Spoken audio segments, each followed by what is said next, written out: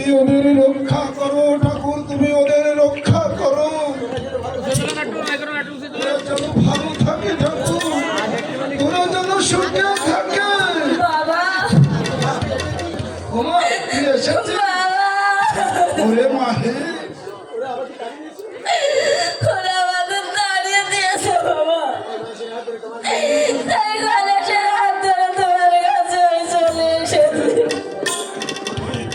দাদু তুমি আমাদের দাঁড়িয়ে দেবে না তো দাদু? না রে দাদু না, আমি তোদের তাড়িয়ে দেবো না রে দাদু ভাই, তোরাই তো আমার সব। বাবা আমরা শুধু তোমার বাড়িতে একটু থাকবো বাবা, আর এখানে থেকে এই মানুষের দ্বারে দ্বারে আমি কাজ করে খাবো।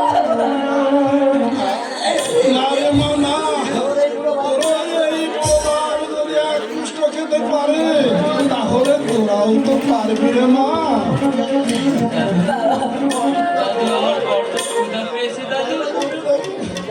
জানো দাদু, আমরা যখন চলে আসি তখন জেঠিমা আমাকে কিছু খেতে দেয় না দাদু?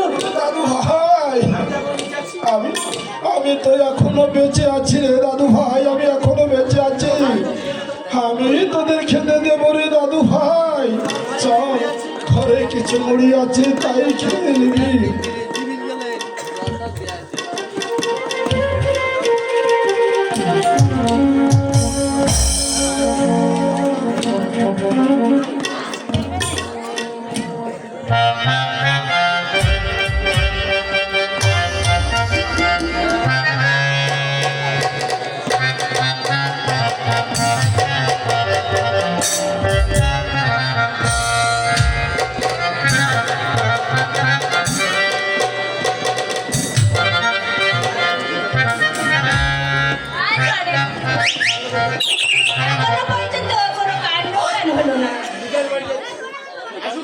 আসুক আজ বাড়িতে, মেরে ও ঠ্যাং আমি ভেঙে দেবো। রোজ রোজ মানুষের নালিশ শুনতে শুনতে কাল দুটো আমার ঝালাপালা হয়ে গেল। শুধু খাবে আর ওই মামা করে বেড়াবে। মা মাগো, শীঘ্র আমাকে ভাত দাও মা, আমার খুব ক্ষুধা পেয়েছে মা। উপরে আছে মায়ের পূজা, আমাকে আবার সেখানে যেতে হবে, আমার যে কত কাজ। ভাত দিব কোথা থেকে? ঘরে তো এক মুষ্ঠ চাউল নেই, কাজ সব তো কিছুই করবি না, ভাত আসে কোত্থেকে? রাত দিন যে ওই মা মা করে বেড়াই জানা, সে মায়ের কাছে গিয়ে সে আনবে। আমার কিন্তু খুব ক্ষুধা পেয়েছে মা, আমাকে রাগিও না বলে দিচ্ছি, তাহলে কিন্তু ভালো হবে না মা। কি করবি? এ কি করবি? আমাকে মারবি? মারবি? দেখাচ্ছি মজা। মা মা এই ফল কিন্তু ভালো হবে না মা। মা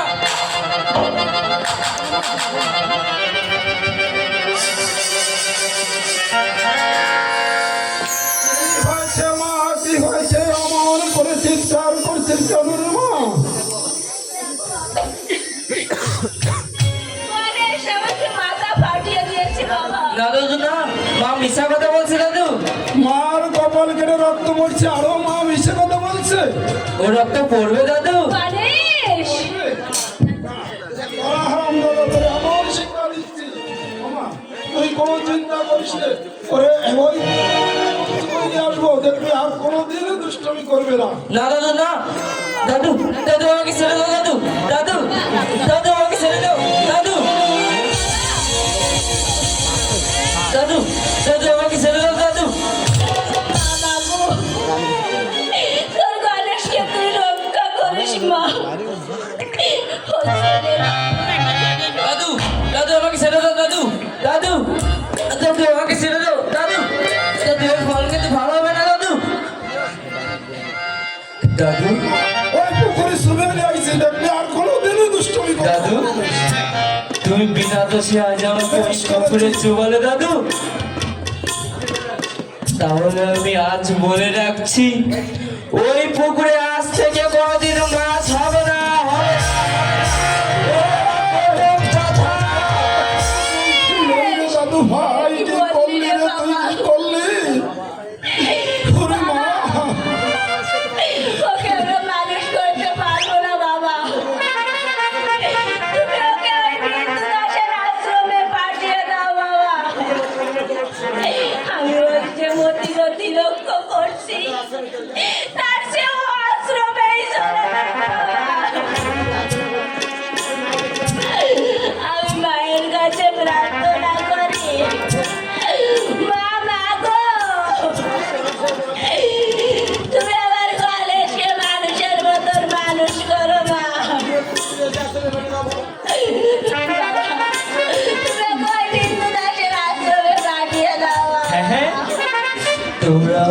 তাই পাঠিয়ে দাও মা। ও মা, আমি তো তোমাদের কাছে বোঝা হয়ে গেছি, তাই না মা? না রে বাবা না, সন্তান কোনোদিন মায়েদের কাছে বোঝা হয়ে যায় না রে। এই জগতে সবাই তো চায় তার সন্তানকে মানুষের মতন মানুষ করতে। রাগ করিস না রে দাদু ভাই, চল তোর ওই গুরু আশ্রমে রেখে আসি, মানুষের মতো মানুষ হোক। তাই চলো দাদা, তাই চলো, আমি গুরুর কাছে যাব। মা গো, আমি যদি তোমার কাছে কোনোদিন কোনো সময় কোনো অপরাধে করে থাকি মা, ও মা, তাইলে আমাকে ক্ষমা করে দিও, আমাকে আশীর্বাদ করো মা, আমি যেন ওই গুরুর বাক্য মেনে চলতে পারি। ওরে পাগল, আমি তোকে প্রাণ করে আশীর্বাদ করছি বাবা। তোর কোনো বাসনা পূর্ণ হোক বাবা।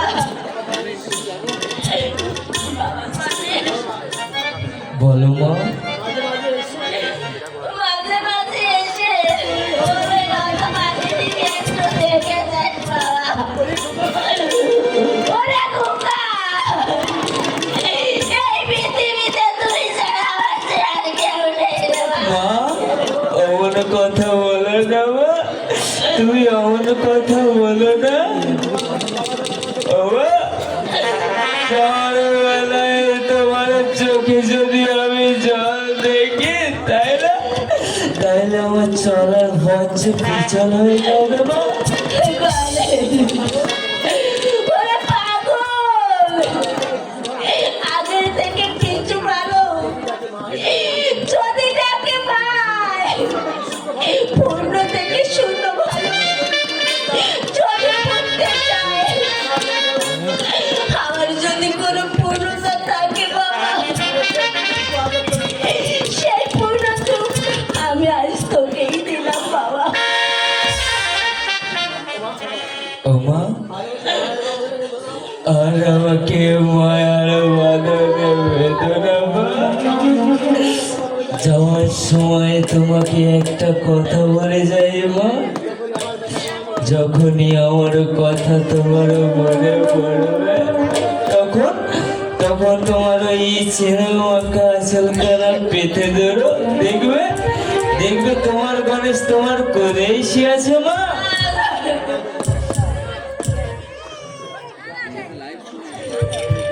মা তোর চোখে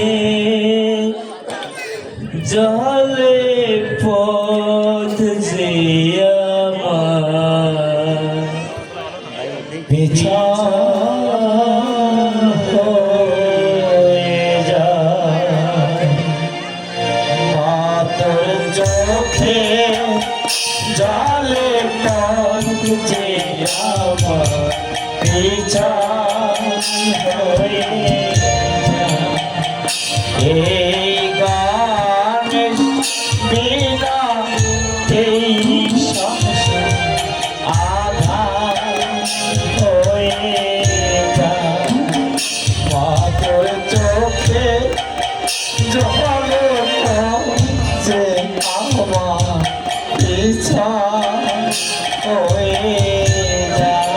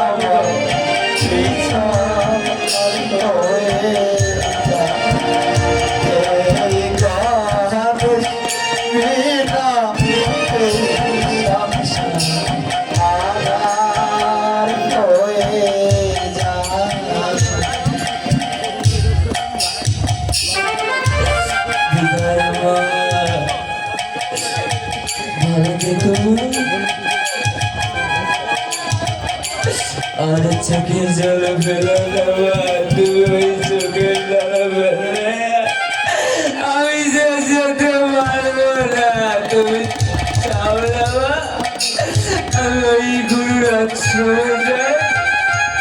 তুমি যদি চাও আমি ওই গুরুর আশ্রমে যাই, তাইলে তোমার এই চোখে জলে ফেলো না মা।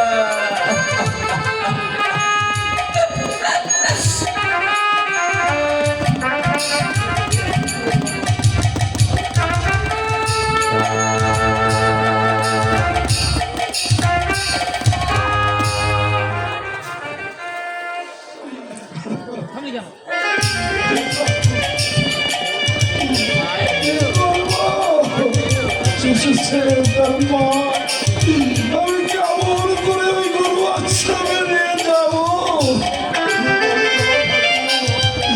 আমি বলে দাও।